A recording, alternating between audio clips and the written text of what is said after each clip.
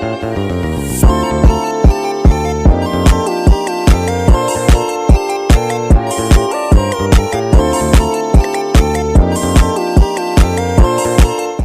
warahmatullahi wabarakatuh. Waalaikumsalam warahmatullahi wabarakatuh. Perkenalkan, nama saya Siti Nurjana, saya mahasiswa dari Politeknik Kaltara. Hari ini saya akan memberikan sedikit penjelasan mengenai kaki gajah ataupun filariasis, yang dimana bertujuan agar teman-teman sekalian mampu ataupun memahami apa sih itu sebenarnya kaki gajah, apa sih itu penyebab-penyebabnya dan lain-lain seperti itu ya teman-teman. Nah, baik, waktunya ini kurang lebih 20 menit. Sebelumnya saya ingin nanya nih teman-teman, pernah nggak kalian lihat seseorang di masyarakat ataupun keluarga kalian sendiri yang pernah mengalami yang namanya kaki gajah?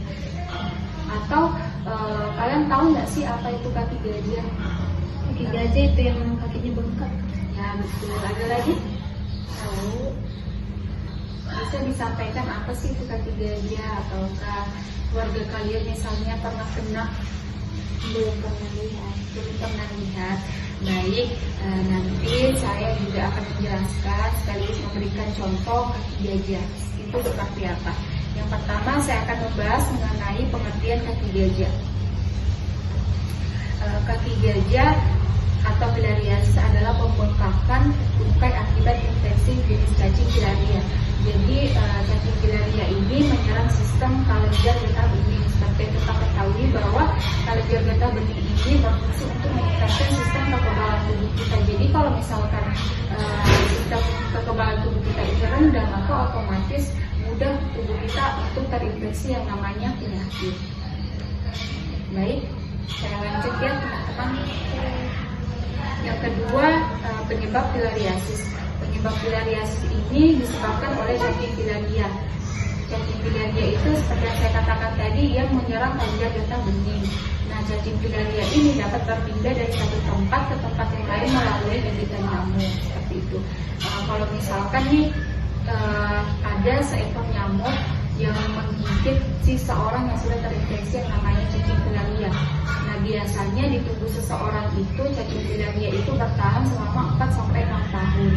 Nah, di tubuh si nyamuk ini ketika si nyamuk sudah menggigit ataupun menghisap darah si orang yang terinfeksi cacing filariasis ini, otomatis cacingnya ini larvanya ini akan pindah ke tubuh si nyamuk, sehingga di dalam tubuh si nyamuk itu dia akan menjadi larva sesungguhnya yang memerlukan waktu selama 1-2 minggu. Sesudah itu ketika si nyamuk menghisap darah seseorang yang sehat, otomatis cacing yang dia gigit tadi ataupun larva yang dia gigit tadi itu akan berpindah ke tubuh seseorang yang sehat tersebut. Jadi otomatis cacing itu berpindah. Jadi si cacing ini selanjutnya akan menyerang kelenjar getah beningnya si orang yang sehat tadi. Nah, nanti biasanya yang cacingnya ini cuma satu di dalam tubuhnya, cuma sedikit, lama-kelamaan dia akan berkembang biak menjadi jutaan seperti itu. Selanjutnya saya akan membahas tentang tanda dan gejala filariasis. Yang pertama ada demam. Demam di sini biasanya berulang selama 3-5 hari. Demam ini biasanya berlangsung kalau si penderita ini melakukan aktivitas berat. Tetapi kalau misalkan si penderita ini beristirahat, maka biasanya demam itu akan berkurang. Yang kedua yaitu pembengkakan. Seperti yang kalian lihat di gambar tersebut, nanti seseorang yang sudah terinfeksi penyakit filariasis ini biasanya akan mengalami yang namanya pembengkakan, baik itu di kakinya, di tungkainya, baik itu di buah dadanya, baik itu di buah zakatnya dan lain-lain. Yang ketiga abses. Abses di sini merupakan nanah. Jika seseorang sudah mengalami pembengkakan kelenjar getah bening, bisa jadi pecah mengeluarkan nanah ataupun darah. Selanjutnya yaitu komplikasi filariasis. Komplikasi filariasis di sini yang pertama ada infeksi sekunder, baik itu jamur maupun bakteri. Yang kedua yaitu pembengkakan yang seperti saya jelaskan tadi ya teman-teman, yaitu pembengkakannya itu di kaki, tungkai, di bawah dada, di bawah zakat dan lain-lain. Yang ketiga cacat. Nah, Nah, cacat ini atau disabilitas yaitu paling umum dari kaki gajah, karena seseorang ini sudah tidak mampu untuk melakukan aktivitas yang biasanya. Ada orang yang terkena kaki gajah itu sudah mengalami yang namanya kecacatan permanen, sehingga kalau dia bergerak itu masih membutuhkan bantuan seseorang ataupun kursi roda misalnya untuk melakukan aktivitasnya. Yang keempat yaitu depresi. Seperti yang kita ketahui bahwa kalau seseorang yang sudah terinfeksi yang namanya penyakit kaki gajah, otomatis misalnya kakinya itu sudah mengalami yang namanya pembengkakan. Nah, si orang ini juga akan mengalami yang namanya insecure, karena kakinya itu sudah bengkak, sudah sulit untuk melakukan aktivitas, sudah penampilannya itu sudah tidak seperti dulu lagi. Jadi dia mengalami depresi karena hal itu tadi, karena penampilannya ataupun karena dia merasa insecure terhadap orang-orang yang bisa melakukan aktivitasnya pada umumnya, yang tidak memerlukan bantuan seperti itu. Selanjutnya yaitu pengobatan filariasis. Pengobatan filariasis ini akan biasanya itu diberikan oleh pemerintah 1 kali setahun selama 5 tahun. Nah, selain itu nanti juga akan diberikan yang namanya obat filariasis ataupun obat kaki gajah.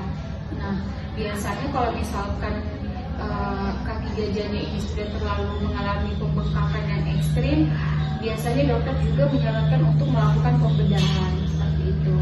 Selain obat, pembedahan juga penting untuk penyakit kaki gajah.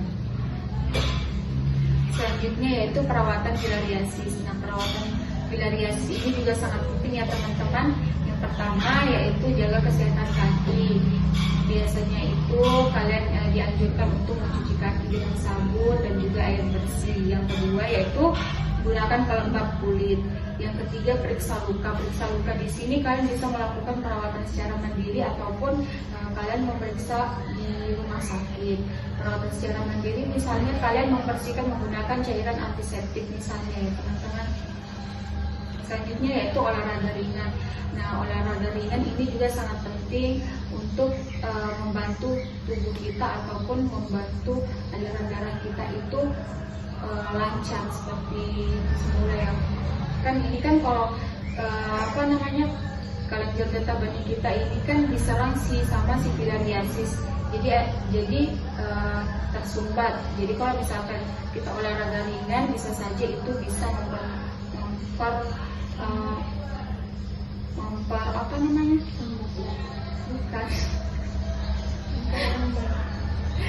dia itulah ya olahraga ringan nanti dia tuh mempermudah aliran darah kita biar tidak sumbat seperti itu. Selanjutnya yaitu pencegahan filariasis. Yang pertama mengenakan baju panjang.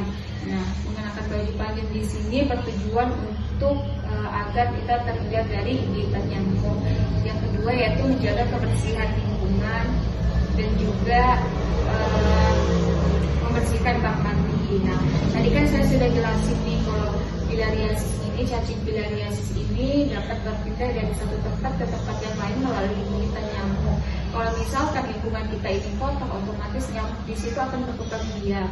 Nah, kita kan tidak tahu nih nyamuk ini ada cacing filariasisnya, kan kita tidak tahu. Jadi maka dari itu sangat penting bagi kita untuk menjaga kebersihan lingkungan dan juga bak mandi kita. Yang ketiga yaitu memakai lotion anti nyamuk dan minum obat anti filariasis. Yang keempat menjaga hewan peliharaan, karena kenapa hewan peliharaan ini bisa menjadi hostess ataupun perantara untuk penyakit filariasis ini seperti itu teman-teman. Selanjutnya, nah ini ada gambar orang yang sudah terkena penyakit filariasis yang mengakibatkan dia sudah tuh mengalami kecacatan permanen. Jadi dia itu kalau bergerak itu memerlukan bantuan. Nah, ini seperti ini ya teman-teman. Baik, saya kira untuk penjelasan saya sudah cukup sampai di sini. Kalau misalkan ada yang ingin ditanyakan bisa langsung angkat tangan. Ada yang ditanyakan, saya buka sesi pertanyaan.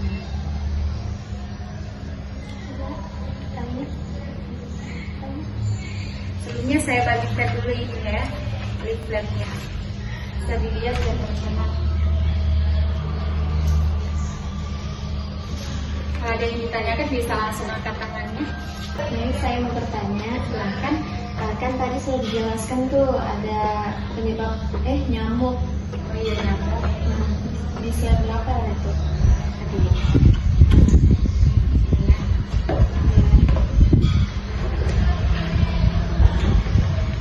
Iya, penyebab filariasis oleh nyamuk ya. Jadi jenis apa sajakah yang menyebabkan terjadinya filariasis? Jenis nyamuk ya.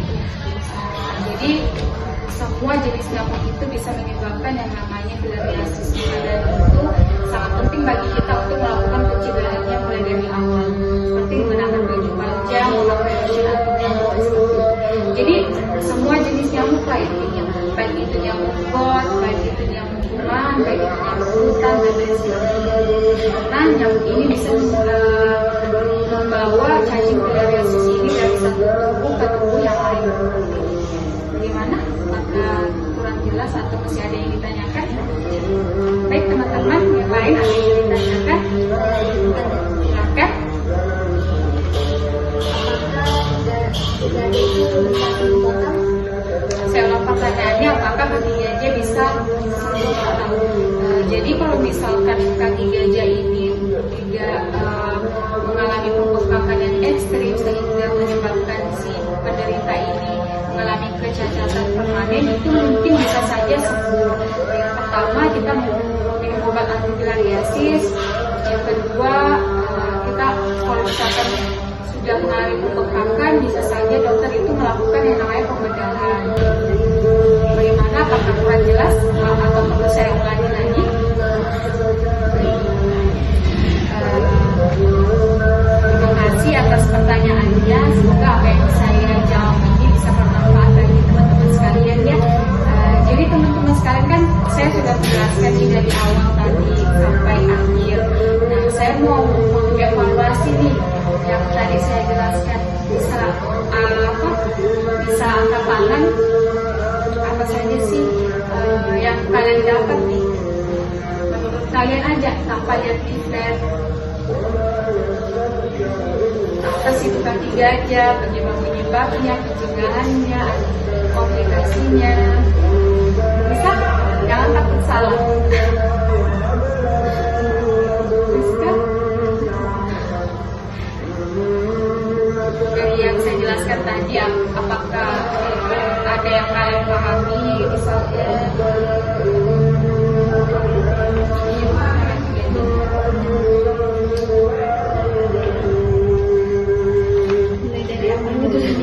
barang, mulai dari pencegahannya kah, komplikasinya kah, pengertiannya kah, dari kamu aja yang mana yang kalian pahami tadi. Silakan.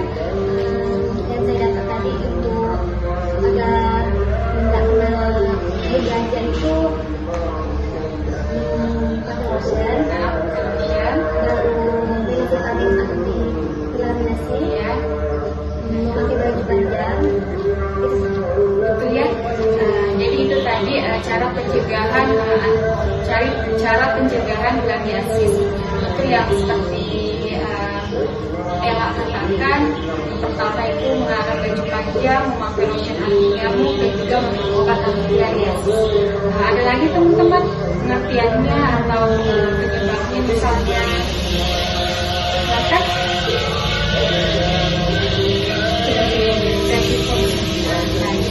Kalau begitu saya simpulkan penyakit kaki gajah ini bisa bersifat kronis ataupun menahun. Bila tidak diobati ataupun ditangani bisa mengalami yang namanya, kalau misalkan kaki gajah ini tidak mengalami pembengkakan yang ekstrim sehingga menyebabkan si penderita ini mengalami kecacatan permanen, itu mungkin bisa saja sembuh.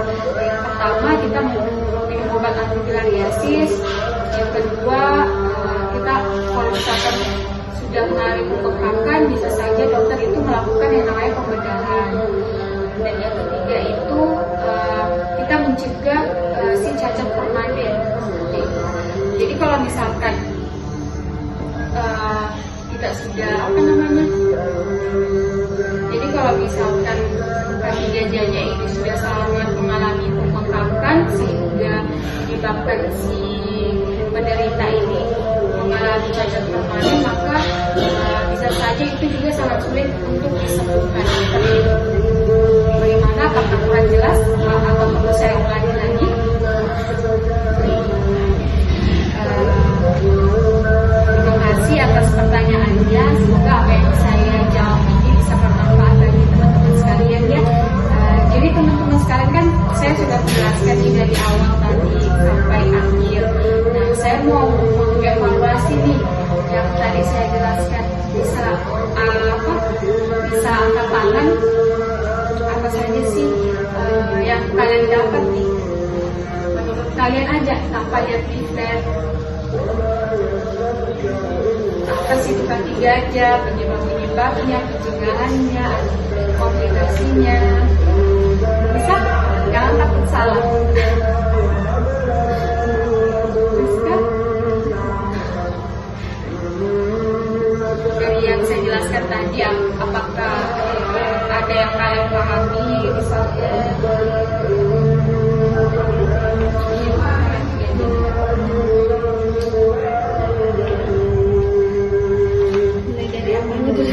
sembarang, mulai dari pencegahannya kah, komplikasinya kah, pengertiannya kah, dari kamu aja yang mana yang kalian pahami tadi. Silakan. Yang saya dapat tadi untuk agar tidak kenal gajah itu ada lotion, baru minum vitamin anti inflamasi, ya, pakai baju panjang. Betul ya. Jadi itu tadi cara pencegahan bilariasis. Itu yang seperti Ella katakan. Pertama itu mengenakan baju panjang, memakai lotion anti nyamuk, dan juga minum obat anti bilariasis. Ada lagi teman-teman pengertiannya atau penyebabnya misalnya. Silakan.